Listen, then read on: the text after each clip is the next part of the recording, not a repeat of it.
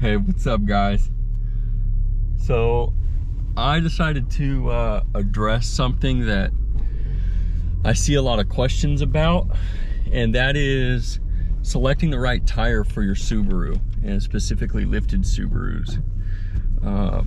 It's a little bit different than picking a tire for the average car, just because of the, I guess, just the uniqueness of what we're doing with these things, and the fact that they don't have a low range like transfer case. You know, we don't really have like a second set of gears that we can use off-road. And that's not to mention, we don't even really have a lot of power to begin with, and just straight from the factory, they're not really geared in any way, shape, or form to have a lot of low-end power that you need to rotate large, oversized tires.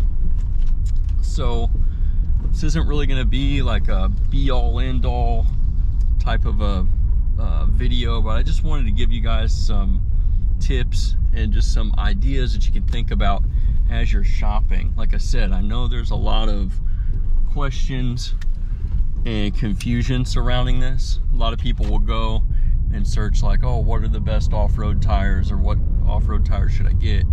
And a lot of that info is surrounding things like Jeeps and 4Runners and things that actually are made to, you know, be taken off-road and made to you know, just spin a larger tire, and you can re-gear those cars a lot easier. You know, it's not that hard to pop the front and rear diff covers off, put in new gearing, and jump up to your next size. But with Subarus, that's not really an option. We have really small diffs, and our front diff is stuffed up inside the transmission.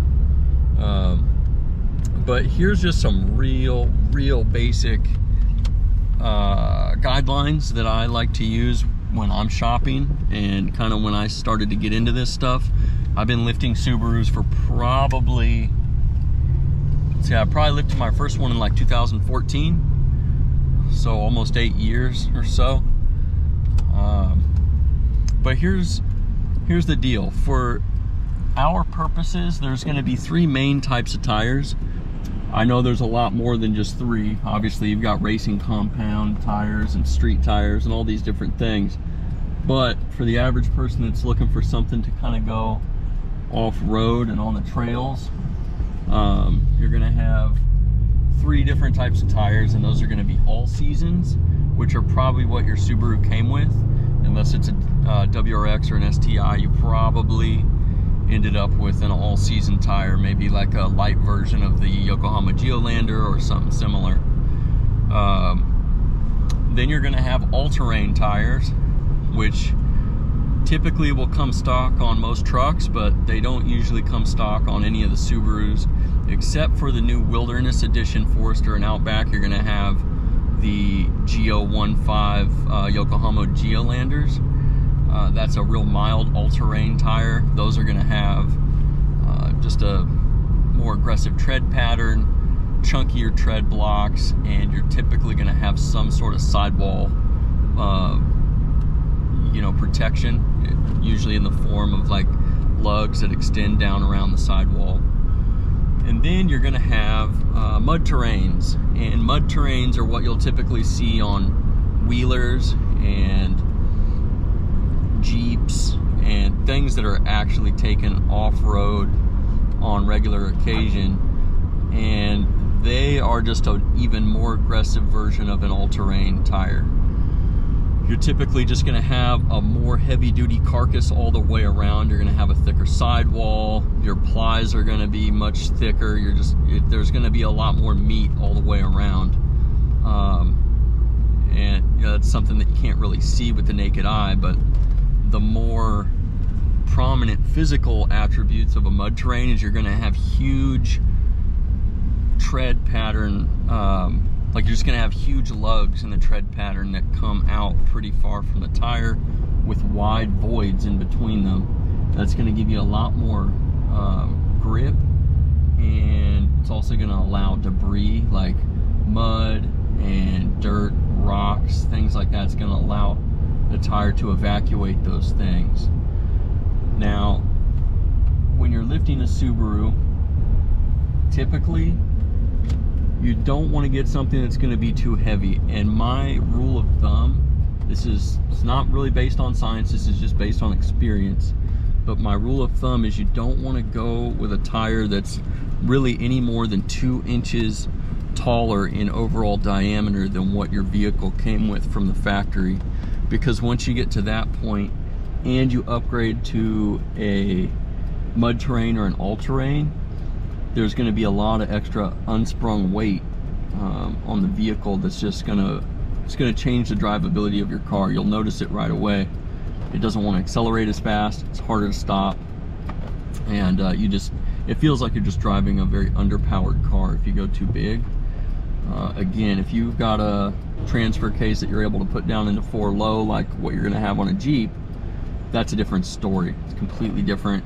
You're going to be able to manage those bigger tires a lot easier. But yeah, that's my rule of thumb for selecting a tire size. I generally will try to stay with the smallest diameter rim, so I've got more sidewall on the tire, which is a lot better for off-road. It's hard to explain unless you've experienced it, but if you've got a really low profile tire, you don't have a lot of cushion there, and if you're on a forest road or on a 4x4 trail and you fold the sidewall over on a lower profile tire, you're almost undoubtedly going to pop it. You just don't have as much distance for that sidewall to flex without just blowing it out. So that's one of the first things to keep in mind. If you are going to be taking it off-road and you are going to be kind of abusing them a little bit, try to size down if you can. Typically, a lot of people with Outbacks and Foresters and things like that, if their car came with a 17, usually they'll bump down to a 15. And then some of the cars, like some of the trim levels, are going to have bigger brake kits, so you're going to need to make sure that whatever wheel and tire combo that you ultimately choose, you're going to need to take measurements, make sure that they're able to fit over your brakes. Once you've kind of figured out the sizing and everything like that, then you've got to decide, okay, what type of tire do I want? And sometimes not every tire that's out there is going to be available in the size that you ultimately decide you want to go with. But here's just some real hard and fast rules. If you're going to take your Subaru off-road maybe once or twice a year and the trails are really mild, you'll probably be okay with running an all-season. You just want to find a really good high quality all-season, and just be extra careful, because it's gonna, if 95% of your driving is going to be on the street and the freeway, there's really no need to have all that extra weight, and there's no need to have all that extra noise and to reduce your gas mileage. Those are huge considerations, because some people just don't care. Like me personally, I don't give a fudge about road noise. Like, I'll run mud tires on anything, you know. It doesn't bother me, because this is just, I'm about it. Like, I love wheeling, I love going off-road, I love just that whole lifestyle. So I just don't give a fudge. I'd much rather have the capable tire rather than not. But for the average person, if it's their daily driver and they're only planning on going off-road maybe 5% of the time, a good all-season with a high-quality company, you know, something that's not some, you know, eBay special retreads or something, those will probably do you just fine. You will want to make sure you've got a spare on hand, or at least a tire repair kit, and just be a little bit more cautious when you're on the trails if you do decide to stick with an not an all-terrain, but an all-season. Now, all-terrains, there are some really, really good options out there that you probably could get away with if you're going to be doing anywhere between 20 to 40% of your time in that car is going to be off-road, and all-terrain is going to be great. There's some really good options out there that are not overly heavy and not loud. There's some really good stuff out there that still comes in a P series rating instead of an LT. You'll note that a lot of tires that are all-terrains and mud terrains, they'll have an LT before the tire size. It just stands for light truck. And typically those are going to have a much more heavy-duty carcass. They're just going to weigh a little bit more. They're going to be more reinforced. You're going to have more tread depth. And those are all great if you drive a truck. But if you're driving a Subaru, you don't necessarily need that extra durability.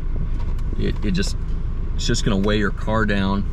And in all reality, something that's just a P series, so a passenger tire, is in most cases going to do the exact same thing for you. You really don't have enough weight behind the car to take full advantage of you know, the extra you know, durability or beefiness of an LT. It's not necessarily a bad thing. It is just going to weigh your car down. So an all-terrain like the Toyo Open Country AT3, the Falcon Wild Peak AT3W, those are both some really good all-terrain tires that don't cost an arm and a leg, that are available in sizes and in ratings that are perfect for our cars.